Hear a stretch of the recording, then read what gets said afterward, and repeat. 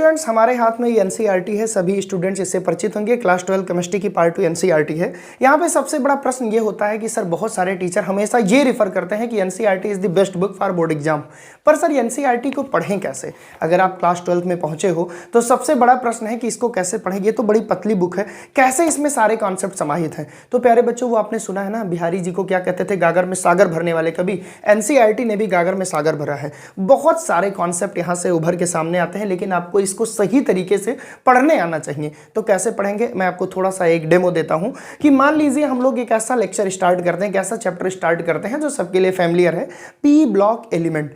अब P block elements आप start करते हो, जेई और नीट के मैंने प्रश्न देखे प्रीवियस ईयर 10 ईयर लगभग, वहां पे मैंने देखा एक एक क्वेश्चन एनसीईआरटी की लाइन टू लाइन आते हैं। तो इसका मतलब क्या सर, हम एनसीईआरटी लाइन टू लाइन पढ़ लें तो क्या हमारे सारे कॉन्सेप्ट क्लियर हो जाएंगे? नहीं, एनसीईआरटी की एक एक लाइन आंसर है, लेकिन एनसीईआरटी के एक एक लाइन का जो एक्सप्लेनेशन है उसके लिए आपको रेफरेंस बुक की जरूरत पड़ेगी या किसी रेफरेंस टीचर की जो आपके कॉन्सेप्ट को आपके लेवल पर बहुत अच्छे से समझा पाए। तो एनसीईआरटी को पढ़ने का तरीका यह है कि इसकी एक एक लाइन का एक्सप्लेनेशन खोजो। इसमें बहुत सारी लाइन ऐसी आपको दिखेगी जो देखने में खूब छोटी सी लगेगी, आपको लगेगा ये छोटी सी लाइन है, क्या ही करेगा, एक लाइन हम मिस कर दें तो क्या बिगड़ जाएगा। और जब आप जाके एग्जाम में बैठोगे, चाहे आप बोर्ड एग्जाम की बात कर लो, चाहे आप जेईई नीट की बात कर लो, तो उसी एक छोटी सी लाइन से क्वेश्चन के आपके सामने आ जाते हैं। तो मैं सीधे शब्दों में ये बोलूंगा कि बहुत केयरफुली इस बुक को पढ़िएगा। इस बुक के एक एक लाइन, इस बुक के एक एक वर्ड तुम्हारे लिए बहुत ज्यादा मैटर कर जाएंगे। क्योंकि मैंने देखा बहुत सारे बच्चे इसको ऊपर ऊपर से पढ़ लेते हैं, बोलेंगे सर एनसीईआरटी 3 बार पढ़ लिया, मेरा तो काम फिनिश। नहीं यार, तुम 3 बार पढ़े हो ये मैटर नहीं करता, तुम 3 बार कितना केयरफुली पढ़े हो, कितने कॉन्सेप्ट समझते हो ये मैटर करता है। मैंने एनसीईआरटी को जितनी बार पढ़ा, मैं आपको अपना व्यक्तिगत एक्सपीरियंस बता रहा हूं, उतनी बार कुछ नई चीजें मुझे मिली।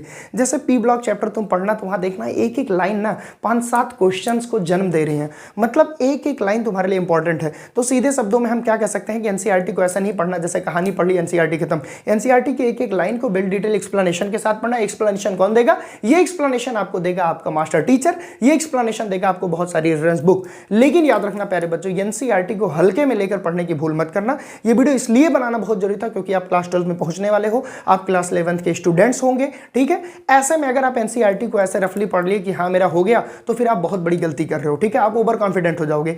आपको एक एक लाइन का निचोड़ निकालना है और देखना है कि यहां से कितने टाइप के क्वेश्चन बन सकते हैं। मैंने देखा है कि ऐसे कॉलम में छोटा सा डाटा दे देगा एनसीईआरटी में, और जब तुम नीट के एग्जाम में बैठोगे ना, वही छोटा सा डाटा तुम्हारे जीवन को सक्सेस और अनसक्सेस के बीच की कड़ी बन जाता है। वही छोटा सा डाटा आपको यह तय कर देगा कि आप नीट में सिलेक्शन लोगे या नहीं लोगे। तो उस छोटे छोटे डाटा को, उस छोटे छोटे एग्जाम्पल को, उस छोटे छोटे प्रतिक्रिया जो भी दी गई है उसमें, उसको बहुत अच्छे से आपको समझना है। तो ये तरीका रख के आपको एनसीईआरटी पढ़ना है। आई होप आपको ये समझ में आ गया होगा कि एनसीईआरटी कितने केयरफुली तरीके से आपको पढ़ना है, ठीक है। तो मेरा मेन उद्देश्य यही था कि एनसीईआरटी को गलत तरीके से मत पढ़िए। बहुत सारे स्टूडेंट एनसीईआरटी करते रहते हैं और बोलते हैं मेरा सब फिनिश हो गया, लेकिन मैंने जब ऑब्जर्व किया तो उनके सारे कॉन्सेप्ट क्लियर नहीं होते, ठीक है। तो ये आपके लिए ब्रह्मास्त्र है, इसको थोड़ा ढंग से पढ़िएगा। इसका यूज करना सभी स्टूडेंट्स को आना चाहिए। आई होप इस वीडियो से आपकी हेल्प हुई होगी। अगर इस वीडियो से आपकी हेल्प हुई तो नीचे कमेंट सेक्शन आपका इंतजार कर रहा है, वहां पे कमेंट करिए और इस वीडियो को शेयर करिए अपने उन सारे दोस्तों तक जो जर्नी स्टार्ट करना चाहते हैं जेईई की, नीट की या बोर्ड की, और एनसीईआरटी अपने साथ लेना चाहते हैं। Thank you so much. Best wishes आपके एग्जाम के लिए।